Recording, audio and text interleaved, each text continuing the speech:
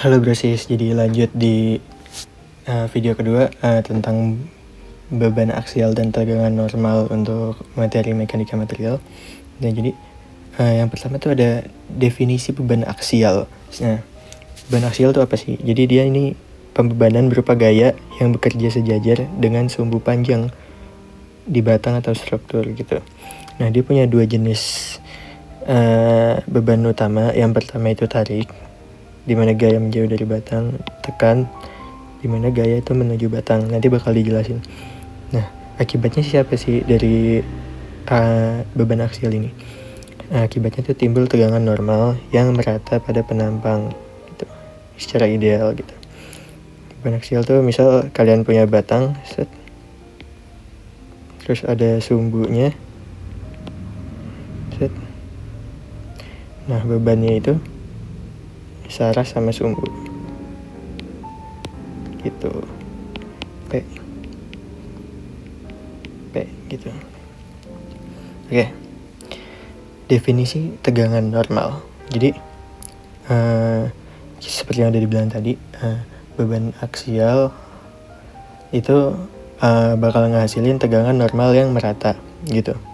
Jadi rumus tegangan normal itu sigma sama dengan P per A. Nah, P ini tadi ya gaya, force dari axial loading.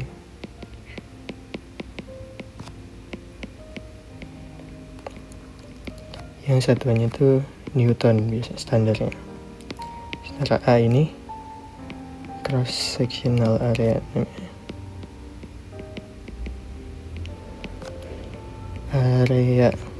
atau luas penampang.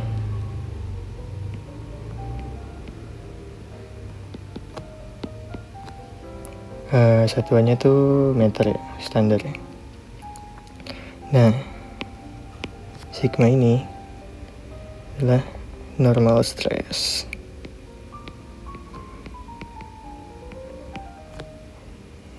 Yang satuannya tuh standarnya tuh Pascal ya. Pascal PA. Nah, visualisasinya gimana sih? Jadi misalkan kita punya batang kayak tadi, tarik ke kanan ke kiri. Nah, di tengah-tengah sini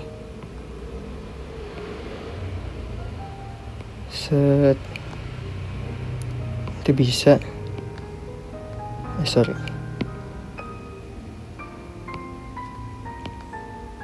kalau dibelah tuh jadinya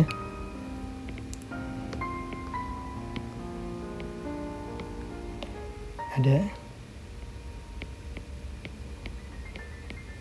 gaya-gaya kecil yang kesebar merata gitu.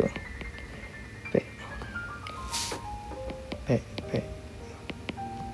Nah ini disebut tegangan normal gitu, searah sumbu aksial.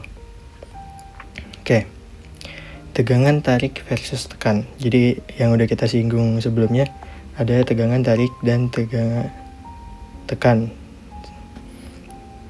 Tegangan tarik, tension, itu ya yang kayak dari tadi kita gambar kan, dia membuat materialnya lebih panjang karena ditarik ke kanan kiri. Kita tulis pakai T aja ya. Standarnya kalau kayak gini itu nilai sigmanya itu positif.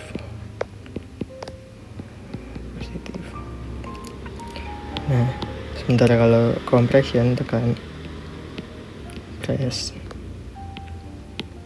itu dia ke dalam C. Nah, nilai sigmanya ini negatif gitu. Ini standar aja, standar gitu, biar gampang ngomongnya. Nah, lanjut ke definisi tegangan normal. Jadi selain ada stres, tegangan, ada juga tegangan yang bisa dibilang adalah perubahan panjang relatif gitu akibat dari tegangan atau deformasi.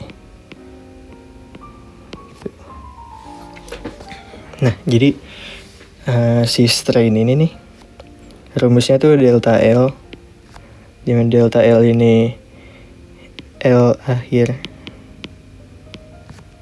delta L ini panjang, L tuh panjang ya, itu sini L sama dengan panjang, L akhir kurang L awal, yang satuannya tuh meter aja kita anggap, per L0 ini berarti L awal, yang satuannya M juga. Nah, berarti dimensi strain ini apa? Ya benar banget, M per M gitu. Tapi biasanya seringkali nggak ditulis gitu. Nah, visualisasi gimana sih Bang? Misalkan kita punya kayak gini ya, tarik, oke. Nah, ini tuh namanya L0. Terus kita punya yang udah ketarik. Set. Nah, selisih yang udah ketarik ini namanya delta L-nya gitu. Gitu guys, simple. Lanjut ke stress strain diagram, atau kita suka nyebutnya SS curve, atau ya grafik tegangan-regangan gitu. Jadi ada hubungannya antara tegangan dan regangan yang sebelumnya kita hitung. Kalau kita plot sigma dan inian epsilon namanya regangan, kita bakal dapat grafik yang kurang lebih bentuknya kayak gini. Set gitu. Nah, ini artinya apa sih? Jadi pertama ada linear elastic region yang mengikuti hukum Hooke. Nah, jadi daerah sini nih, merah ini tuh ya dibilangnya ini ya linear elastic set gitu. Ini jelek.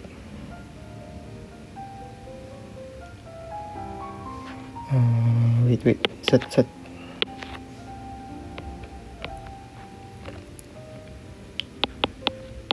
Hukum Hooke. Dimana rumusnya itu sigma sama dengan kali E. Nah, E ini apa sih? E ini adalah modulus elastisitas. Elastisitas namanya. Elastisitas.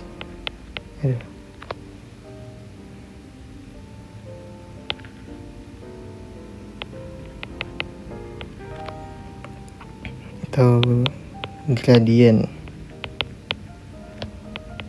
gitu. Nah, terus ada yield point itu titik di sini, set, namanya sigma yield, dan ada juga set ultimate strength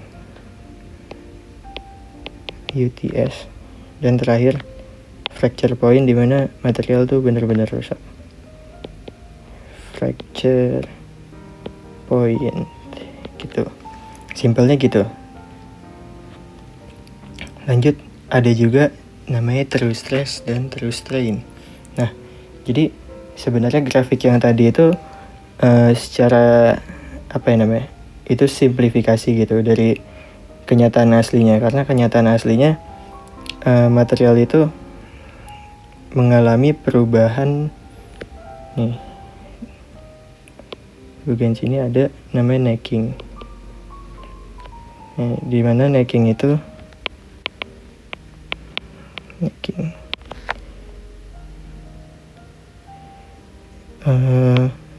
misalkan spesimen yang awalnya kotak ditarik. Oke.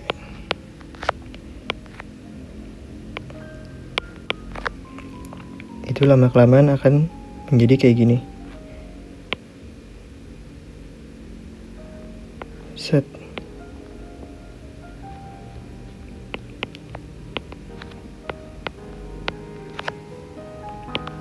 Nah, bagian ini disebut necking, di mana terjadi reduction of area gitu. Makanya sebenarnya harusnya stresnya tuh makin lama makin tinggi. Makanya di sini terus stress tuh pakainya A yang instan, luas area, luas penampang yang instan gitu.